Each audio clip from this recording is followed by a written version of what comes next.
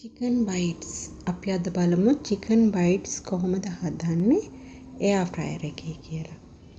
මේ මම ගත්තේ chicken කිලෝ එකක්. මේ වගේ පොඩි කෑලි වලට කපලා ගත්තා.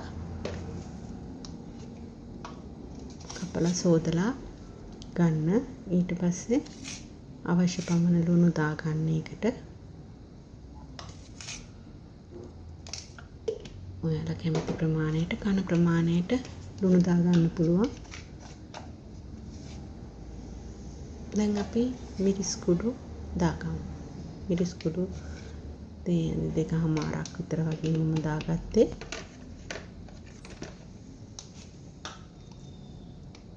මේකත් ඔයාලා කැමති ගාන බලලා දාගන්න පුළුවන්. මේ 3-5 කුඩු 3-5 කුඩුත් මම මේ සැඳි තේ හැඳි දෙකක් දාගත්තා.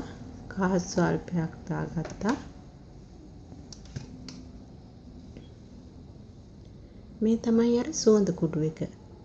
ඔයාලට මම කලින් වීඩියෝ එකක කරලා තියෙනවා සුවඳ කුඩු එක හදාගන්නේ කොහොමද කියලා. ඒක බලලා මේ පුළුවන් ඔයාලටත් ඒක හදාගන්න. ඒක හදාගත්තාම ලේසියෙන් මේ ව්‍යංජන හදනකොට දාන්න පුළුවන්. මොකද මේ ඔක්කොම ටික කුඩු කරලා තියාගත්තාම හරිම ලේසි. මේ මන් දාන්නේ corn flour. corn flour මේ සැහැඳි ටිකක් දාගන්නවා. ඔක්කොම එකට දාගන්න.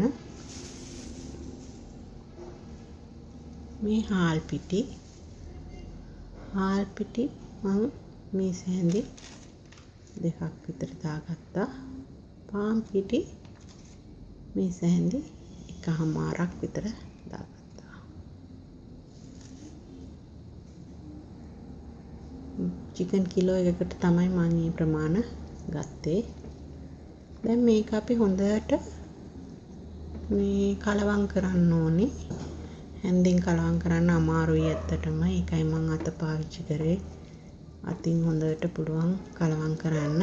අනික තමයි chicken වල වතුර ගතිය හොඳටම යනකම් ඉඳලා ගන්න. නැත්නම් මේක හරියට එන්නේ නැහැ.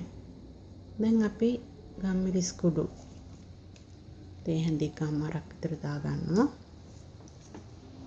ඒකත් හොඳට අපි කලවම් කරනවා. වතුර ගතිය නැති නිසා හොඳට කලවම් වෙනවා.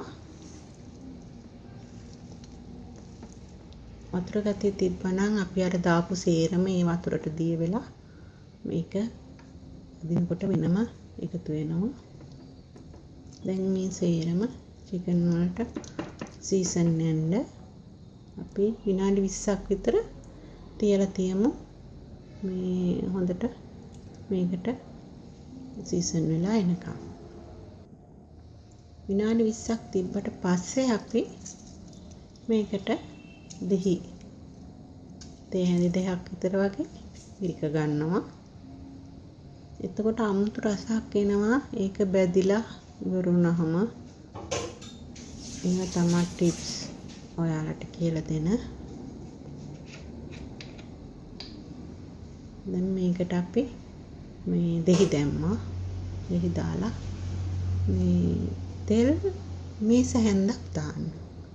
අපි දැන් මේක එයා ෆ්‍රයර් එකේනේ බදින්නේ.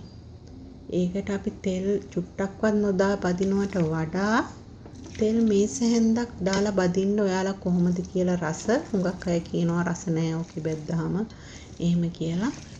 අපිට මේක නිකන් තෙලේ පැත්තනම් තෙල් බෝතල් භාගයක් විතර ඕනේනේ මේ සේරම ටික බැද ගන්න. නමුත් මේකට තෙල් මේ සැහැන්දක් දාලා හොඳට කලවම් කරලා බැදලා බලන්න. අන්තිමට බැදිලා ඉවර වුණාම ඔය තෙල් මේ සැහැන්දයි chicken වල අමතර තෙල් තියෙනවනම් ඒවයි ඔක්කොම භාජනයේ යටට එකතු වෙනවා. මම ඒක ඔයාලට පෙන්නන්නම්. මේ බැදිලා ඉවර වුණාම දැන් අපි එයා ෆ්‍රයර් එකේ තියෙන දැල උඩින් මේ chicken කෑලි තියාගමු. දැලේ තෙල් ටිකක් ගන්න. එතකොට අල්ලන්නේ දැලේ කොහොමවත් chicken කෑල්ල. දැන් මේකෙත් තෙත ගතිය නැති නිසා තමයි මේ හැන්දෙන් ගන්න අමාරු. හැන්දෙන් නැතුව ඔයාලා ඉක්මනට මේක කරගන්න අත පාවිච්චි කරත් ප්‍රශ්නයක් නැහැ. මේක මම වෙලා යන නිසා අතින් තියන්නම්.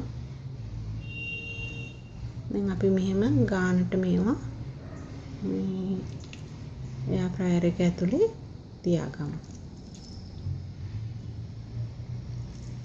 එක උඩ එක තියන්නේ නැතුව වැඩිය තුනී කරලා තියාගත්තාම හොඳ ලස්සනට ක්‍රිස්පීට බැදෙනවා. කරලා බලන්න.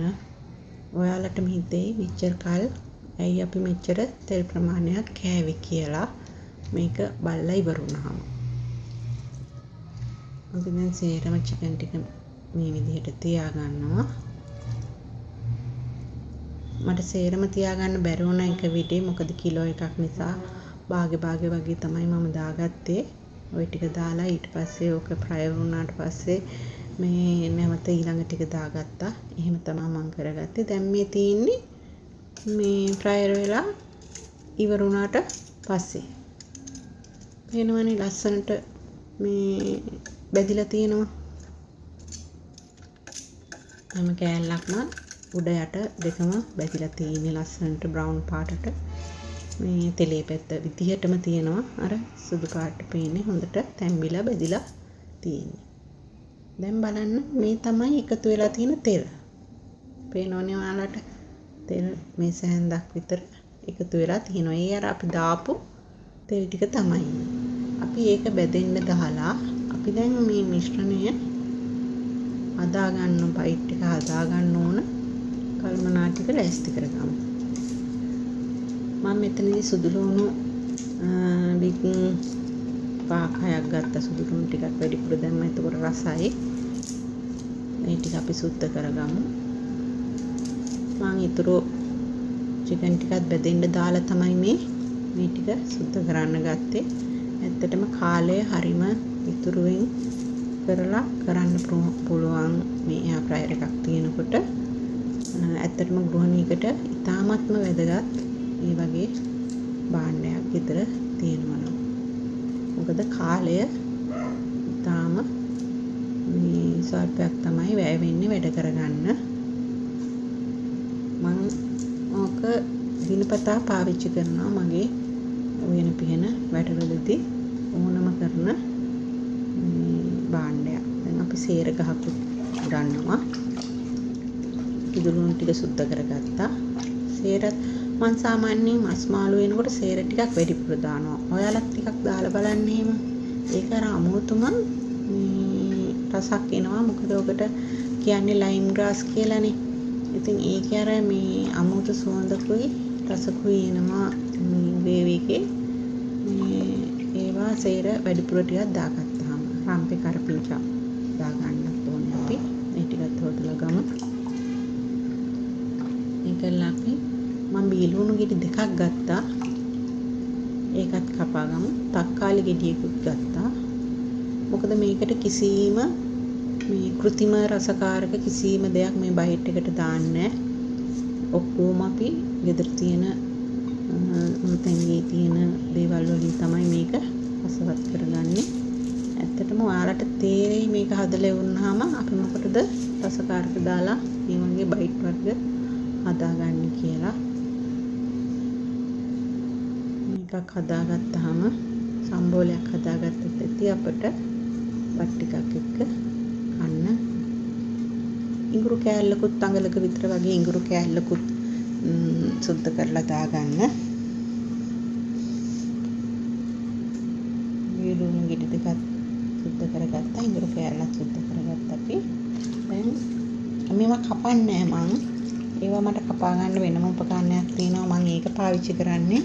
ඔයාලා දැන් බීලුණු ගෙඩිය වුණත් මං ලොකු කෑලි වලට කපා ගන්නෙ. ඔයාලා කපා ගනිද්දී ඔයාලට එහෙම උපකරණයක් නැත්තම් මේ පොඩි කෑලි වලට කපා ගන්න. පොඩි චූටි කෑලි වලට කපා ගන්න. මම මේ උපකරණයෙන් කපා ගන්න හැටි පෙන්නනවනේ. එතකොට ඒ ගානට ඔයාලා මේවා කපා ගන්න. මොකද මේ ඒ වගේ පුංචි වුණාම තවත් රසවත් විසික් කරන්නේ. එතකොට ලුණු කෑලි ඉතුරු කරන්නේ. ලුණු කෑලි ඔක්කොම කනවා. ඒවා ඉතුරු වෙන්නේ. එහෙම එකක් තියෙනවා. ඒ වගේ පොඩිවට දාපුවම නැත්තම් සුදු ලුණු අයින් කරනවා, ඉඟුරු කැලි අයින් කරනවා, ලුණු කැලි අයින් කරනවා. දැන් මෙහෙම කරපුවාම එහෙම කිසිම දෙයක් අයින් වෙන්නේ නැහැ. දැන් බලමු අපි කොහොමද ලුණු ටික චොප් කරගන්නේ කියලා. මේක මේ වගේ භාණ්ඩ හැමෝගාවම තියෙනවා. ඉතින් ඒවා පාවිච්චි කරන්නේ නැහැ හුඟක් අය තියාගෙන ඉන්නවා. මේවා සෝදන්න වෙනවා, හරි කරදරයි එහෙම කියලා. මට නෑ, මම දිනපතාම මේවා පාවිච්චි කරනවා. එහෙනම් තියන්නේ මට ඇත්තටම මේක ලේසියි. දැන් මේක තප්පර 2ක් ප්‍රෙස් කරා නම් ඇති ලුණු ටික චොප් වෙන්න. ඉතින් අපිට තප්පර 2කින් ලුණු ගෙඩි 2ක් මේ චොප් කරගන්න බැහැනේ. බලන්න මේ. දැන් මේක තප්පර 2කින් ලුණු ටික චොප් වුණා. දැන් අපි සුදු ලුණුයි ඉඟුරු ටිකයි දාගමු. මේ තව බීලුණු පොඩ්ඩක් මගේ ඉතුරු වුණා. ඒ ටිකයි දාගෙන චොප් කරගමු. එතකොට දැන් මේව පොඩි කෑලි නිසා අර මේ කරි එකට දාපුවාම ඒ ඔක්කොම අපිට කන්න වෙනවා. මොකද අයින් කරන්න බෑ. චූටි කෑලි නිසා අයින් කරන්න බෑ. ඒ නිසා එහෙම කරගන්න.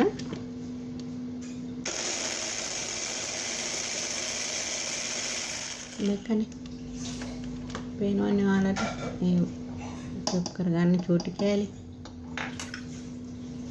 ඔන්න බලන්න. ඔන්න ඔය ගානට පුළුවන් නම් කපා ගන්න. එතකොට මේ ව්‍යංජනෙත් හරිම රසවත් එහෙම පොඩි කෑලි වලට කපා ගත්තම අපි දැන් භාජනයක් ලිපේ තියලා තෙල් මේ සැන්දයි පාවිච්චි කරන්නේ. ඊට වඩා ගන්නෑ. තෙල් මේ සැන්දක් විතර වගේ තමයි පාවිච්චි කරන්නේ. එතකොට අපිට හරි චිකන් එකට දාපු තෙල් මේ සැන්ද අපි නැවත ඒක අයින් කරා, බෙදෙද්දී අයින් වුණා. මේක විතරයි අපි එතකොට තෙල් කියලා අපේ ඇඟට ගන්න තියෙන්නේ. එයිසනම අපි සේර ටික දාගත්තා. රම්පේතර පිංචාය ටික දාගෙන හොඳට ටෙම්පරාදු කරගන්නවා. හොඳට සුවඳ එනකන් ඒකේ සුවඳත් එක්ක තමයි ඉතුරු ටික දාන්නේ අපි. මේක අපි හොඳට තෙලින් ටෙම්පරාදු වෙන්න හරිනේ. ඕනම මාළු පස්සු යද්දී මේ විදිහට කරලා බලන්න. හරිම රසයි. ඔයාලට හිතේ හැමදාම අපරාධේ ලුණු සල්ලි පිට ගේනවා, ලුණු අයින් කරනවා, සුදු ලුණු ගේනවා, සුදු ලුණු කැඩි අයින් කරනවා, ඉඟුරු ගේනවා කඩෙන්, ඉඟුරු අයින් කරනවා. එහෙම වෙන්නේ මේ විදිහට කරපුවාම. අපි දැන් මේ දාගත්තේ අර සුදු ලුණුයි ඉඟුරුයි පේස්ට් එක. චොප් කරගත්ත එක. පේස්ට් එකක් නිකන් චොප් කරගෙන නැහැ. මිස් කෑලි වලට අපාගත්තේ මේක. මේ විදිහටම ආල එළවලු ව්‍යංජනයක් වැද්ද උනත් මේ විදිහට පාවිච්චි කර හැකියි. හරිම සුවඳයි, රසයි ඔක්කොම තියෙනවා. දැන් අපි ලුණු ටික බී ලුණු ගෙඩි ටික දා ගන්නවා. එහෙම කරගත්තාම ප්‍රමාණයක් වැඩි. දැන් බී ලුණු ගෙඩි දෙකේ නිකන් ලොකු ප්‍රමාණයක් තියෙනවා වගේ තමයි අපිට පේන්නේ. නම් අතින් කෑලි වලට කැපුවොත් මෙච්චර ලොකු ප්‍රමාණයක් පේන්න අපට නැහැ. මේක අපි හොඳට තෙලේ තැම්බෙන්න අරිනවා. හොඳට තැම්බුණාට පස්සේ තමයි අපි මේ සුවඳ කුඩු ටික දානවා. ඒ මේ බීලුණු වලට මේ ඇතිතරම් විතරයි සුවඳ කුඩු ටික දාන්නේ. මොකද අපි චිකන් වලට කලින් සුවඳ කුඩු දැම්මනේ. දැන් මේ බීලුණු ටික සුවඳවත් වෙන්න තමයි දාන්නේ ටික.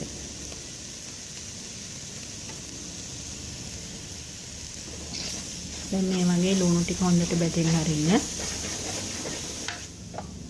දැන් තක්කාලි ටිකක් දාන්න. තක්කාලි තා වැඩියෙන් දාගත්තත් කමන්නේ. මම නම් මස් මාළු යද්දි කරන්නේ තක්කාලි අරකේ චොප් කරනවා. එහෙම කරලා දානවා. එතකොට නිකන් මේ තක්කාලි සෝස් එක දැම්මා වගේ හරිම රසයි. සෝස් මම පාවිච්චි කරන්නේ කවදාවත්. මේක තමයි මේ විදිහට තමයි දාන්නේ. මේ කෑලි මිරිස් අපි මේ සැඳි 3ක් 4ක් විතර වගේ දා ගන්නවා. කහ සල්පයක් දා ගන්නවා. දැන් මේකට ලුණු ටිකට විතරක් ඇති වෙන්න ලුණු දා ගන්න. මදි නම් පස්සේ බලලා ටිකක් දා ගන්න පුළුවන්. දැන් අපි මේක හොඳට මේ ටෙම්පරාදු වෙන්න අරිනවා මිරිස් ටික. මේවා වෙන්න හොඳ පාටක් සුවඳක් ලස්සනක් තියෙනවා දැන්. චිකන් දැන් මෙහෙම කරන්න නැතුව අර විදිහට කරලා විතරක් ඕන නම් එහෙම ගන්නත් පුළුවන්. මෙහෙම කරපම් තවත් රසයක් එකතු වෙනවා චිකන් කෑල්ලට. ලුණු සුදු ලුණු වල තියෙන මිශ්‍රණය එකතු වුනහම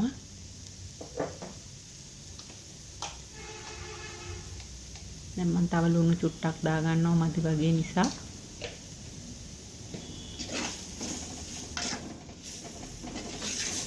දැන් අර සුවඳ කුඩු එක දාපු නිසා වෙන කිසිම දෙයක් අය දාන්න ඕනේ නැහැ. හොඳ සුවඳක් රසක් එකකින් එනවා. ඔයාලට මේ වීඩියෝ එක බලන්න පුළුවන්. මේ මගේ channel එකට ගියපුවාම මේ දාන්නේ මම විනාකිරි බෝතල් මූඩියෙන් එකක් මම දැම්මා පොඩ්ඩක්.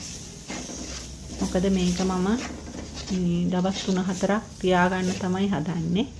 තියාගත්තේ කිසිම දෙයක් වෙන්නේ නැහැ. හොඳ විදුරු පාචනයක දාලා තියාගන්න. මේ ශීතකරණේ දාලා මුකුත්ම වෙන්නේ නැහැ. සතියක් වුණත් තියාගන්න පුළුවන්. මොකද එයා ෆ්‍රයර් එකෙන් කරන්නේ චිකන් වල තියෙන වතුර ගතිය සම්පූර්ණයෙන් නැති කරන එක. එතකොට නරක වෙන ප්‍රතිශතය අඩුයි. ඒ නිසා එයා ෆ්‍රයර් එකේ පාවිච්චි කරන ඕනම ආහාරයක් හදද්දි පාවිච්චි කරනවා නම් ඒක සතියක් දෙකක් තියාගන්න පුළුවන් වතුර ගතිය නැති හින්දා. ඔයාලා දකින්න ඇති මේ මං හදපු අල ටෙම්පරාදුව මම ඒක සති දෙකක් විතර තියාගන්නවා. අල කිලෝ එකකින් විතර හදලා මුකුත්ම වෙන්නේ නැහැ. එයා ෆ්‍රයර් එකේ හදන්නේ. ඒක වීඩියෝ එකත් බලන්න පුළුවන් ඔයාලට. මේ මගේ channel එකට ගිහිල්ලා මම ඒක description box එකේ දාන්නම් ඕන link ටික. දැන් අපි chicken ටික දාලා හොඳට මේක කලවම් කරගන්නවා. දැන් බලන්න ලස්සන රස සුවඳ සේරම තියෙනවා. තෙත ගතියක් නැහැ. හොඳ වියලිව තියෙන්නේ ඔක්කොම. ඒ නිසා කල් තියාගන්න පුළුවන්. ට්‍රිප් එකක් යනකොට හරි ඒ වගේ දුර ගමනක් යනකොට ඔයාලට මේ වගේ චිකන් එකක් හදාගෙන ගියපුවාම නරක වෙන්නේ නැතුව උදේ හදලා අවස් වෙනකම්ම නරක වෙන්නේ තියාගන්න පුළුවන්. මුකුත්ම වෙන්නේ නැහැ. ලුණුත් අපි හොඳට බැදුනට පස්සේ තමයි මේ දාන්නේ චිකන් ටික. එතකොට මුකුත්ම වෙන්නේ නැහැ. මොකක් අය බයයි සුදු ලුණු දාන්න නරක වෙයි කියලා. එහෙම වෙන්නේ නැහැ. හොඳට බැදුනහම එහෙම නරක වෙන්නේ නැහැ. මම මේ අත්හදා බලලා තිනවා. දැන් බලන්න මේ හොඳට තියෙනවා. දැන් අපි හදලා ඉවරයි චිකන් බයිට් එක. දැන් තියෙන්නේ කෑමට ගන්න.